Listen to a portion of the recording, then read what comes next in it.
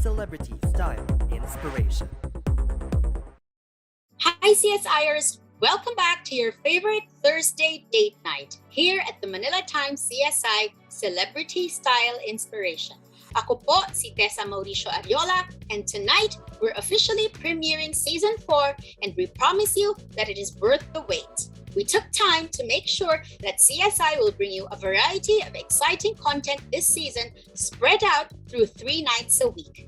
Yes, 3 gabi na po sunod-sunod ang ibibigay sa inyo ng the Manila Times CSI. Kaya samahan niyo po kami with your favorite artistas in the Manila Times CSI's biggest season ever. To kick off the show, we're excited to bring you isang maliwanag na exclusive T-Zone interview. Let's get started right now.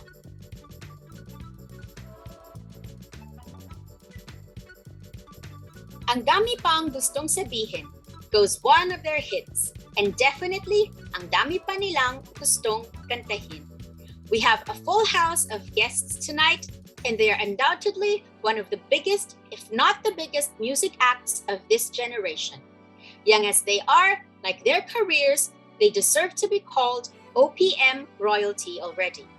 They are certainly kings and queens of folk pop music today, gifted with both originality and musicality, which are the perfect elements for their success to last a lifetime. Gathering a loyal audience, not only in the young, but across generations and borders, everyone can easily relate to their songs kahit iba-iba pa ang pagtingin. Kaya naman todo suporta ang fans nila Araw Araw. They have just released their much-awaited second album too amid a major change in their lives because no pandemic can ever stop them from making superb music. Kaya CSI-ers and of course ang mga Liwanag, here with us tonight on the first T-Zone interview of Season 4 is multi-awarded band Ben&Ben. Yay! Hello! Hello! Grabe pong Hello. intro yun. Sobrang grabe. Na ano kami Well, naman. Sobrang grabe na rin naman ang nangyari sa inyo, Miguel and Pao, and of course the rest of Ben&Ben. I mean, no, sabi nga nila talagang pag-talented kahit anong age. Pero dadagdagan mo syempre ng hard work at disiplina. You definitely will go places, and you guys have gone places. We would like to congratulate you bago pa ang lahat dahil ang dami ng awards since 2015, diba? And ang dami ng hits, and lahat yan pag-uusapan natin later. But before that, allow me to introduce everyone one by one, diba? Kasi po, of course, as we all know, Ben&Ben started out, of course, the two Bens, the twins, pero in a very short span of time, they've taken in more gifted artists into their fold.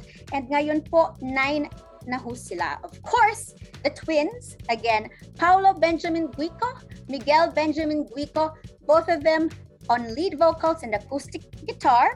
And then we have Poch Barreto on lead guitar and backing vocals. Hi, Poch! Hello, Poch! Magpasamgyupsal ka naman mamaya, ha? Inaabangan naman. ko. Oo. Ngayon na. Ngayon na, sige. Kukuha na lang ako dyan mamaya. Jam Villanueva on drums. Hi, Jam! Hello there. Si Agnes Rioma on bass. Hello. Hi Agnes.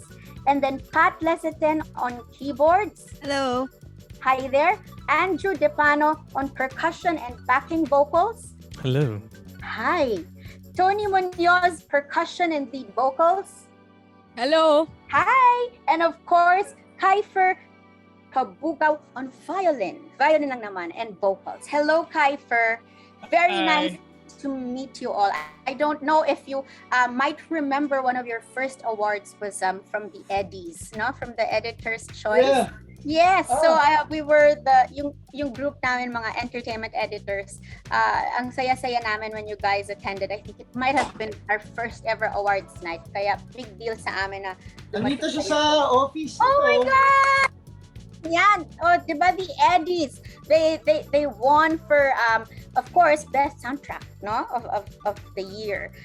Best and original theme song. yes, best original theme song. Kaya special talaga sa amin ang Ben&Ben. That was definitely one of our first, I think, editions ng Entertainment Editor's Choice for Movies. So, mga winners po talaga ang kasama natin today. Pero, just to, ang ganda nung ng icebreaker natin di ba? Meron na tayong mga connections. But then, just to follow with the tradition that we have here on the show, whenever we guest, our celebrities, medyo sinustock namin kayo ng konti lang naman, hindi naman yung sa nakakatakot na levels.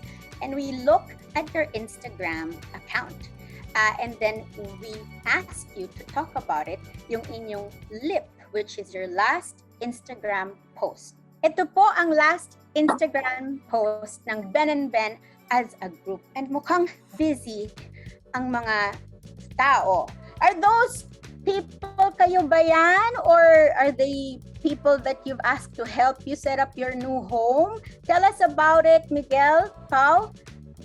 Well, ito pong mga taong to, they're part of the production team.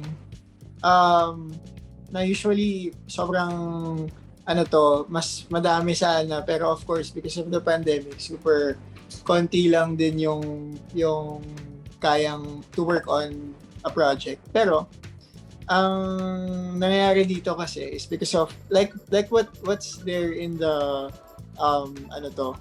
sa post. Dahil sa safety reasons, we really had to be creative in terms of mounting a set for our most recent music video, which is Upuan, featuring Donny and Belle.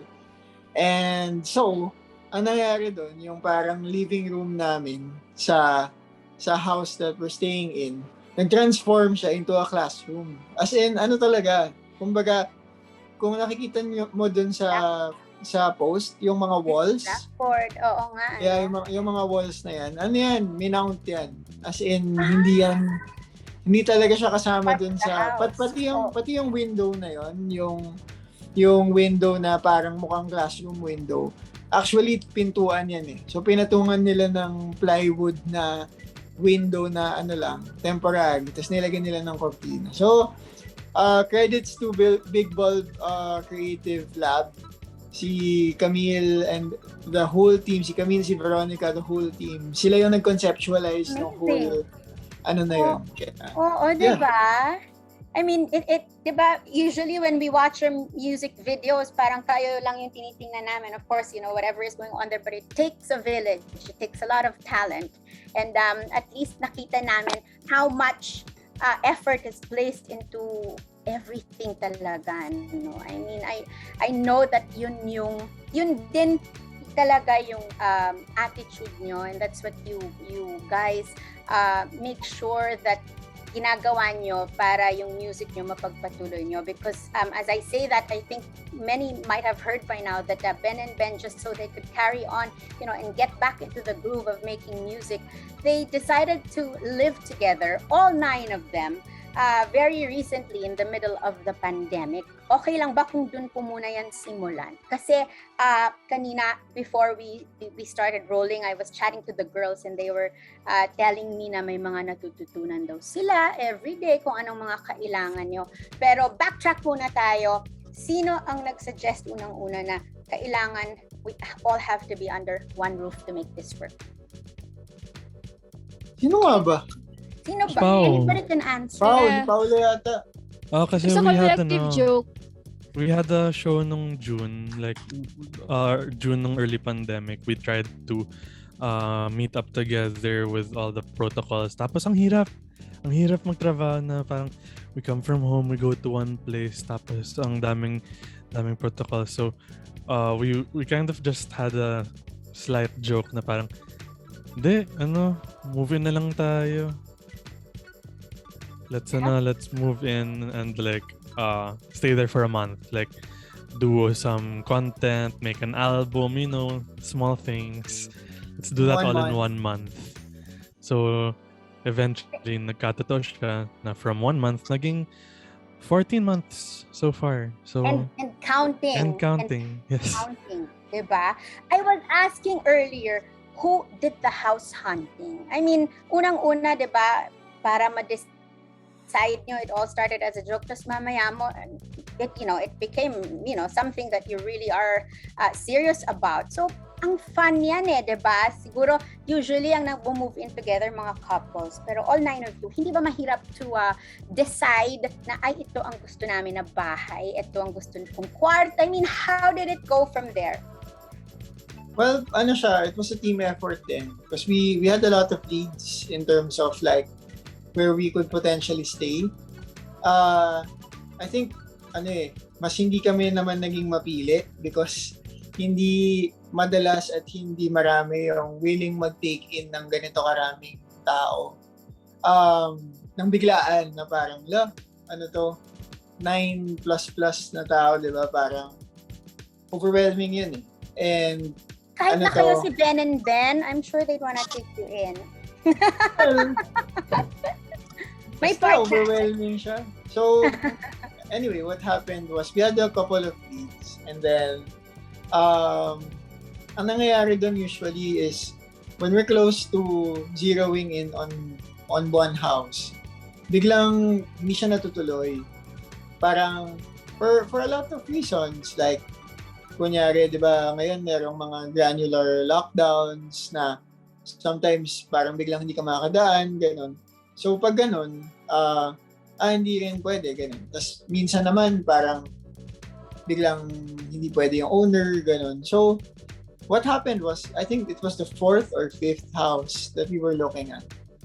Biglang natuloy siya. Pero sa sobrang biglaan niya, from the moment of learning na pwede kami dun sa house na yun, the next day, nag-move in na kami. So sobrang... Wow!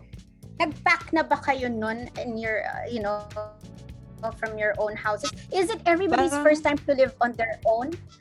I mean, not on their own. I mean, 9 kayo, pero to live away from families. First time ba or meron ng nagtitira away from family? Well, some of us po, medyo, like, ako, si Agnes, tapos, si Andrew, nagsisimula na rin magbukod. Bukod sa family niya. Yeah. So yeah, some of us. Oo. And so, ano yung unang dinala niya? You said it was the next day. Kasi ako, I remember when I got married and then we moved into a small condo, my mom said, dapat daw una dadalahin mo bigas, asin. Basta may mga ganon na mga traditions. Housewarming, mga ganon. Oo, kayo, anong dala nyo? And to think na next day pala, bigla na lang kayong tumakbo doon. Mga PS4 po. Mga damit po. PS4 priorities. Damit, instruments, coffee gear. Coffee gear. Basically, lahat nung kailangan namin para hindi kami mabaliw na kami magkakasama for a long time. So, may mga roomies ba? Or were you able to find a place that, talaga kayo, 4 of you, roomies kayo? Yes po. Wow! Ang ganda.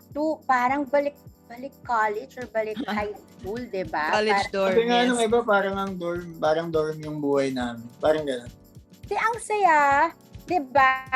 Parang bahala ka pag hindi mo ginawa yung kama mo pag-uwi mo. Hindi pala tayo umaalis ng bahay. Pero pagbalik mo sa kwarto mo, ganun pa rin siya kagulo, diba? Wala namang, meron bang mga misunderstandings? Kunyari, gusto pala nung isa, itong kwarto na to, or medyo since rooming kayo, meron bang medyo nagsusnore, hindi masyadong mahilig magpatulog, mga ganyang bagay. Meron for sure. Like, I think inevitable na magkakaroon ng ganun kinds of tension, lalo na if you're not like family or grow up together as a group. So I think that's one of the biggest reasons actually kung bakit kami mas naging closer to each other and mas naging loving and caring towards each other, which showed din sa album. Like, if you dive deeper into the album, then makita mo yung messaging ng songs. Like, it really shows na we grew closer together as a unit, and individually then yung respect and trust namin towards each other really deepened. It's great to know, no? Diba? Talagang idol ng mga young people kayo because you all sound so responsible and so grounded. Were there any parents or yung dati yung kasama sa bahay na medyo hindi in on the idea na isang bahay kayo? Very blessed kami to have very understanding and supportive parents. I think nung in-explain namin sa kanila, syempre hinanapan muna namin ng timing, ganyan. But when we told them, I think they all understood that this was something that we needed to do. I think they also understood yung purpose, like yung reason kung bakit kami mag-move in, which was to create music and to create art for people during these times. Ayun, we're very blessed to have supportive family. That's great. And napaka-exciting, 'di ba? Ang daming bago sa buhay niyo. You know, everybody else parang we're just waiting for this time to end. Kayo at least, 'di ba? The growth is there talaga. I know that sabi niyo na hirapan kasi nga kayo to work because you were all apart because of the pandemic. Pero after moving in, getting settled, gaano katagal before you guys started working? And gaano katagal before you came up with the album? Kasi, you know, you've only been living there for like six months ba? Tama ba? More than a year na po kami magkakasama. More than a year, sorry. So, gaano ka bilis nyo? How did you get back into the groove, as they say? One of the first things we did that was work related here was actually not music related. For some reason, what we did was we started a vlog series. We called it BBTV. And grabe yung grind nun kasi of course, very limited yung we were still in the process of figuring it out in terms of like how to do the whole thing na, alam mo yun, figuring out, working remotely, then with the production team. So, noong time na yun, wala kaming production team halos. As in, during that time, we had living with us creative director, tsaka yung director for video, si Karen, tsaka si Jorel. And then the rest of the production team, kami rin. So, what happened was, every week talagang, you know, doon din namin na-realize na sobrang saludo sa mga nag-produce ng episodic series. Kasi, hindi talaga siya madali. As in, yung whole, alam mo yun, for you to be able to edit and shoot and come out with like even that, I think that was just like 10-minute episodes, ganon, na sobrang grabe, talaga. We always look back to that. Yeah. So much work goes into it. Ang ganda naman. So this is your YouTube page. We have a YouTube na, usually we release our music videos, there are lyric videos. But during that time, we had that vlog series called BBTV.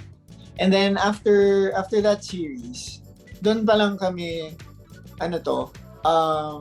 nag-get back into the groove of what we're called to do, which is to create music. So, yeah, that's what happened.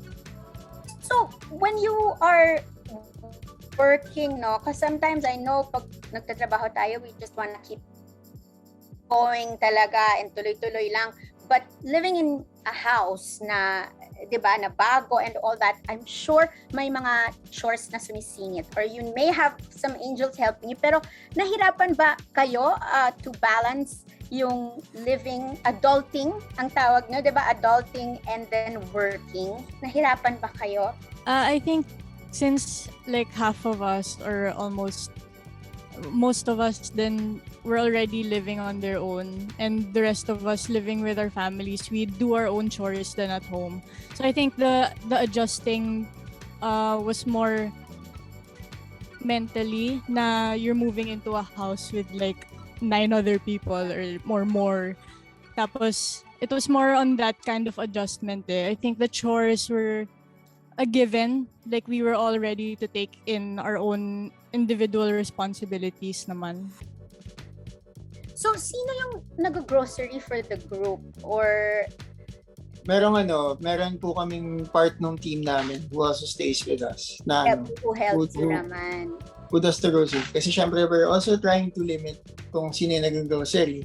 Pero syempre kailangan din ng groceries. So So may ano ba assignments? I mean, parang kunyari today siya yung ganito, or do you easily parang you just go ahead, parang bahala ka with with your own needs, your own parang how do you share things and how do you keep your own space? Paano 'yon? parang I think we're very much taking care of our own needs din naman. And what's nice about the band, in the experience of living together for this long, is we've come to respect our own personal space din. In the sense na, kunyari, girls room, magkaka-room sila. Pero kapag ito yung space ni Tony, ito yung space ni Pat, Agnes, Jam, parang, tas sa lads room, ganun din. Parang, I think, in general, kaming 9, ganun naman kami ever since. And even nung nag-move in kami, we really respect personal space, and not just space, personal time. And that's what also has been added to the dynamic na aside from, of course, balancing all the things that you have to do in the day with work, it's also equally, we realize it was also equally important to allot time for personal time. Yeah. Na, yun. Yeah. Diba we all need to parang re-energize, or at least makinig muna tayo sa sarili natin before we can again give of ourselves to others, no? Ang nai-imagine kasi namin, when we heard that you guys moved into one house, parang Pinoy Big Brother, 'di ba? Parang May confession room. 'Di ba ganyan?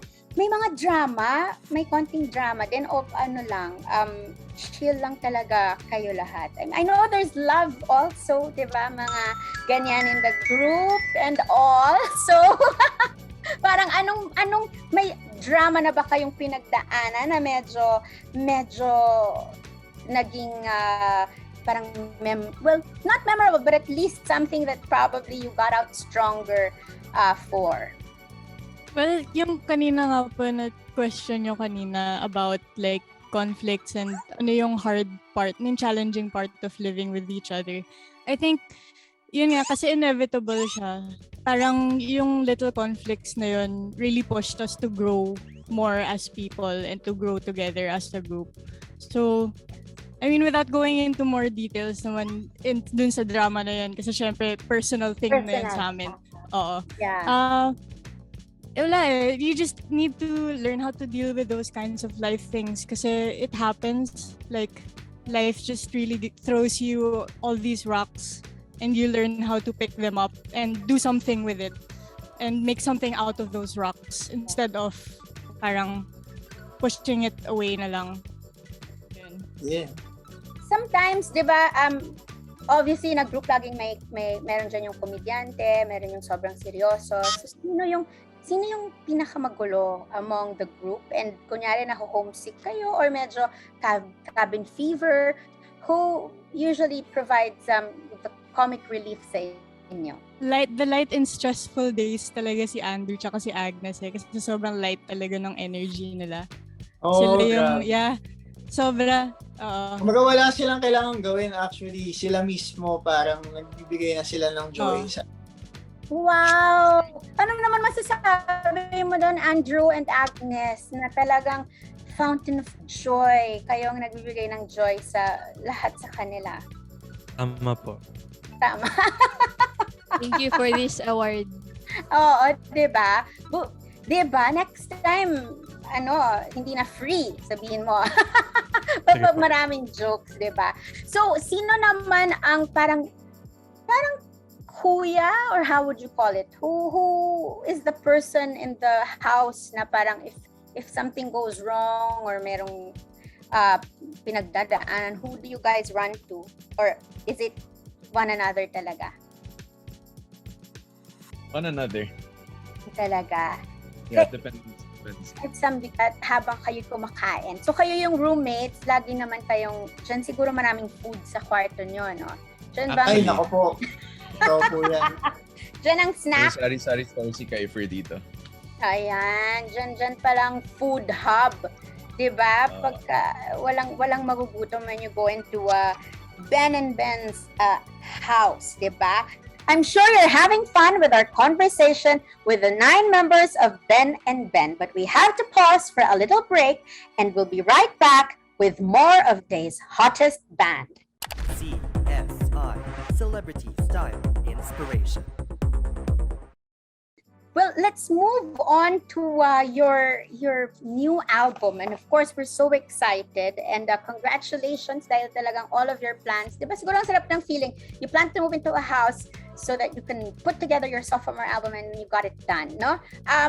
What can we expect naman from this album? Ano yung bago? Although of course Ben&Ben, you've given us your signature sound, originality is so important. You've given us that. Pero syempre, as artists, you always want to show us din something that's a little different. So maybe we can ask Paolo naman, share with us yung mga bago naman sa inyong sophomore album.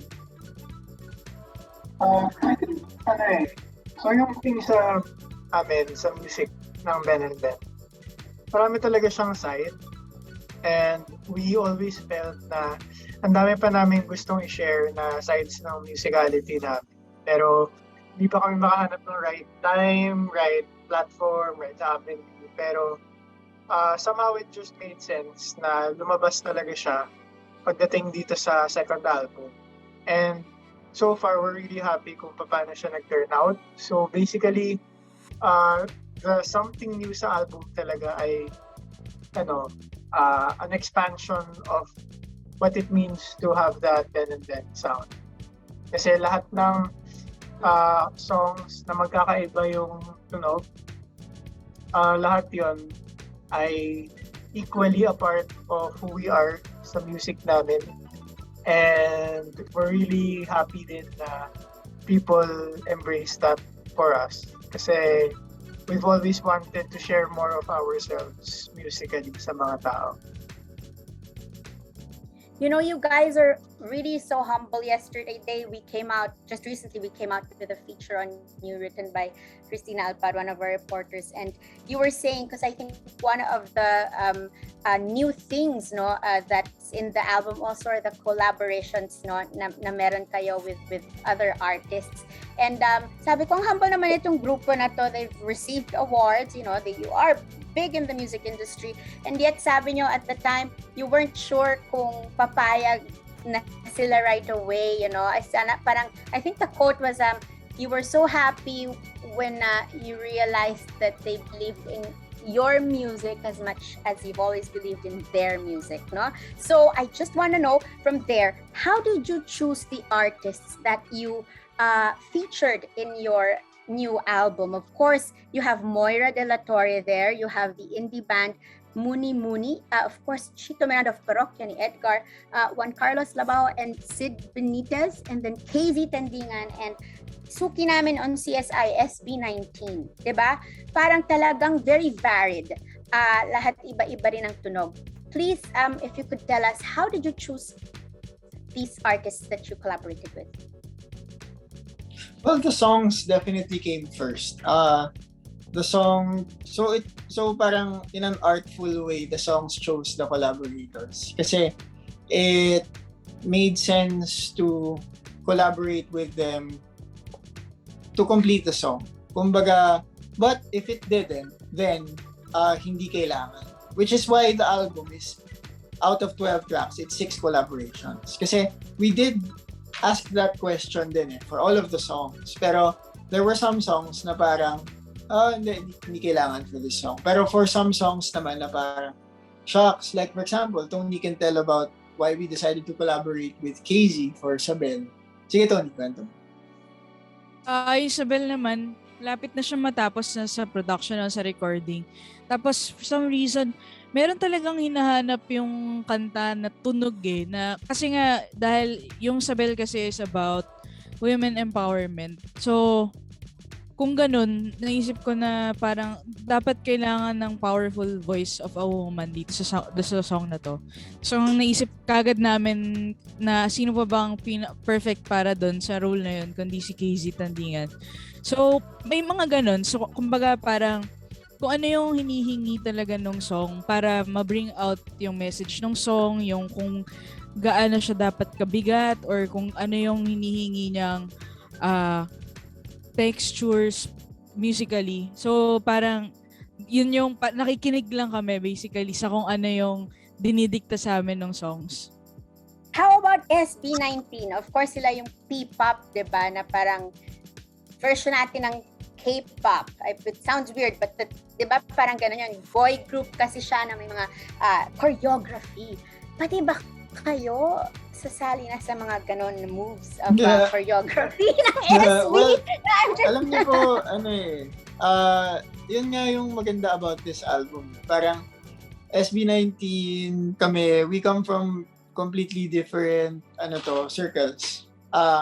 And in as much as we were surprised to find out then na they also appreciate our music in as much as we appreciate theirs. So there's some mutual respect and admiration for each other's art when we got to meet them.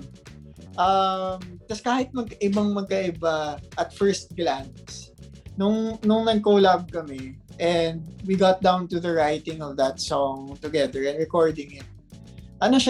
Grabe yung common thread in all of it. Which is, I feel like at the end of the day, we're all Filipino musicians. And parang there are things that need no explanation in terms of how we understand things. And grabe yung SB kasi in that way. Kasi when they were writing their part for our collaboration song, it just came so naturally, and yung flow just it was there during that day, and so we did it for just like a couple of hours, and poof, it became that song. The title of that song with SB, ano yung title nga of that song that you have with SB? The song is called Kapangyarihan. Kapangyarihan. And when you work with them, yun yung remote working na, or have you invited them, did you invite the artists to come to B&B's house? Some of them were able to come to our house, some of them remote work, of course, because of schedules and everything and logistic. Pero yung SB, yung si Zild and si JK and si Moira at ang Muni, they were able to have a session here sa bahay. So, ayun, it was really nice in being in that studio with all of them because it was a different experience per song. If one would listen then to what came out of those recordings, they're very different from each other. So the different kind, alam mo yun, it's like discovering something new every day na parang it's just one space, just one studio. Pero the energy for this song, Lunod versus this song, Sugat and Kapangyarihan, parang iba-iba sila eh. So parang every day we wake up and come to the studio not knowing what to expect and being very surprised and fulfilled at the end. I'll switch naman a little. I know we only have a short time na lang because the group has, I think they have another appointment right after this interview. Pero 2 questions na lang ang tatanong ko. One is actually has been sent to us, no? And ito naman has to do with Don Belle, diba? Of course, the hottest love team of the moment naman, with the hottest band of the moment. You mentioned that Donny Pangilinan and Belle Mariano were asked to star in your music video because request yun ng mga Liwanag, and of course, the Don Belle fans. Gusto nilang maraman, how was it working with them, and what did you discover naman daw about Don Belle? Solid sila. Nakakakilig sila, pero yung nakakatuwa dun, very effortless. It's like, and of course, I think above all else, when we came to know them, very genuine silang mga tao, very chill, very professional. That's what I also admire about them. Kasi even when hindi naka-roll, effortless kasi grabe yung, alam mo, they just really love being in each other's presence na like really good friends and workmates na kulitan, tas parang ano. And then when si Direct Nick wants something out of the performance, parang they really ask na, Direct, tama ba yung ginawa ko? Tama ba yung ganyan?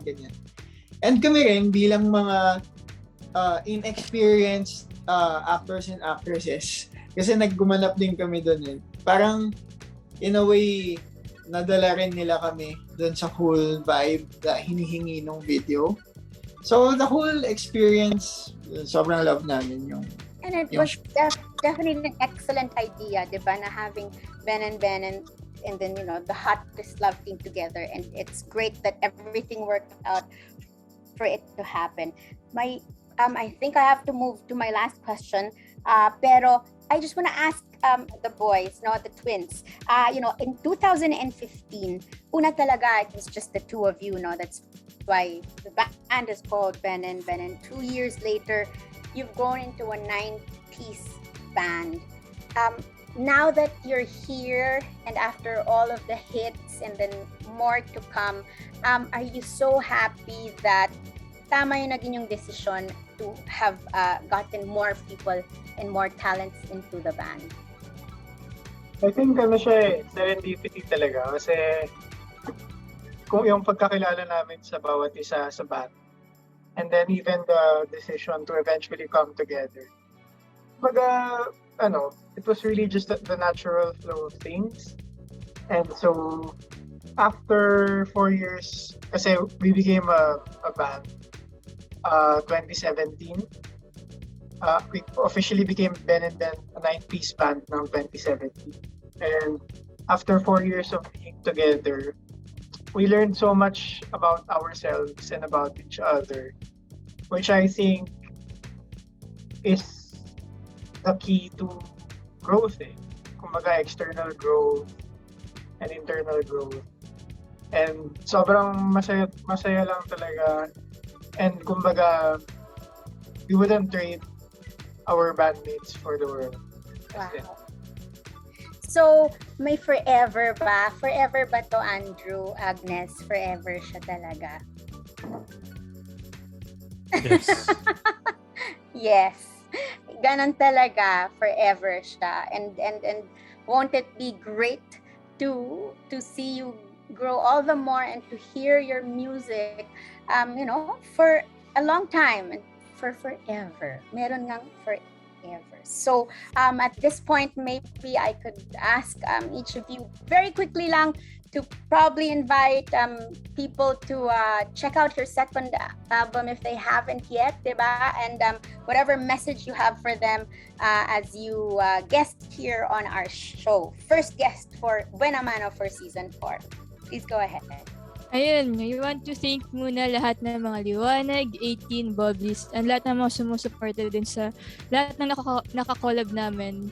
Thank you for pagstay sa amin ng hanggang 12 midnight nung launch ng album natin. At hanggang ngayon, you guys are streaming kahit yung upuan, naka more than 3 million views na tayo in like 3 days. Sobrang thank you guys kasi lahat nitong success na napupunta sa amin, it's our success kasi kayo yung tumutulong sa amin everyday. So, hindi kayo magsasawa na magsabi ng thank you, Liwanag. Thank you, Liwanag. Please please continue streaming our second album, Pebble House Volume 1 Cuaderno. All the lyric videos are up. All the official audios are also up on YouTube. You can check them out there. It's out on all streaming platforms. Yes. Yeah. Yahoo! Same. The boys with the sambuksal before I call on Andrew and of course the twins to yung para sa kanilang parting shot. Ayan. Yes, for everyone and anyone who hasn't listened to our album yet, don't miss out. Listen to it, stream it. Available na siya sa YouTube, sa madami, sa Spotify, easy access. Listen to it, feel it, enjoy it. We love listening to it. Namin natututunan with it. We love reflecting with it. So, and also thank you so much, Liwanag, for always supporting us and for always listening to our songs. Yun, what Kuiper said. You won't regret it. Promise. Sana. Yay! I hope. Yay. Andrew, just a few words from you, please, before we go. So we just found out a few minutes ago na may billboard na kami sa EDSA. So salamat sa Spotify, no? Salamat sa Spotify. And Smart. Salamat sa Smart sa billboard. Kasi grabe, first time namin magkaroon ng billboard to promote our album. And salamat. Please drive by EDSA if you have an important thing to go to. Pero if not, wag muna. Pero ayun, salamat. Okay lang naman kung nasa loob ng kotse. I think you guys should also go for a joyride, di ba? Parang balik-balik lang dun, U-turn, banda sa EDSA, di ba?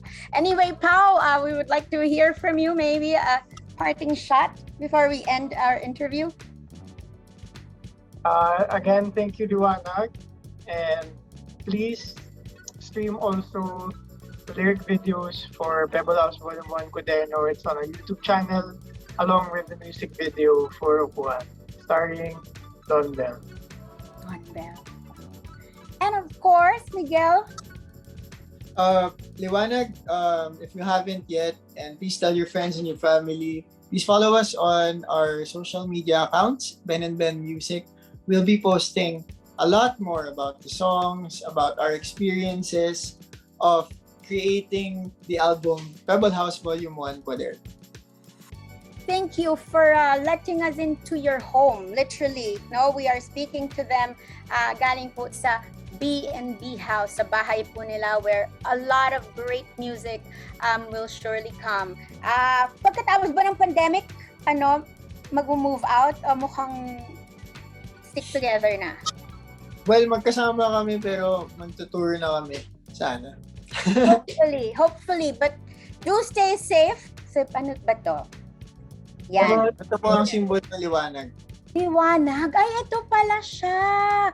Okay. So, thank you for... Yes, thank you. Thank you. I'm sure the Liwanags are watching this right now. Thank you so much for joining us. Thank you. Of course, Ben&Ben, today's hottest band.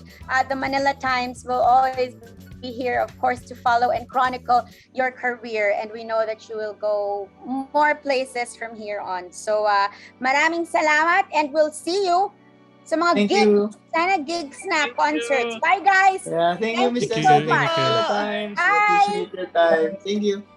And there you have the first episode of the Manila Times CSI's Season 4. Once again, thank you very much to Ben&Ben and Sony Music Philippines for making our T-Zone interview possible tonight. Liwanag or not, please don't forget to stream Ben&Ben's Pebble House Volume 1 Cuaderno on all music streaming platforms and support original Filipino music.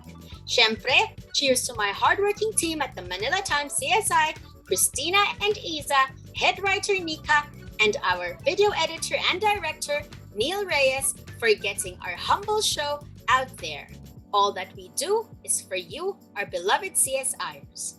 Please do subscribe to the Manila Times YouTube channel, like our Facebook page, and follow us on Twitter and Instagram at TMT CSI. And by the way, we're also on Spotify with exclusive TMT CSI audio content that's up and ready for you to enjoy. See you next Thursday, CSI-ers. Thanks for watching. Bye!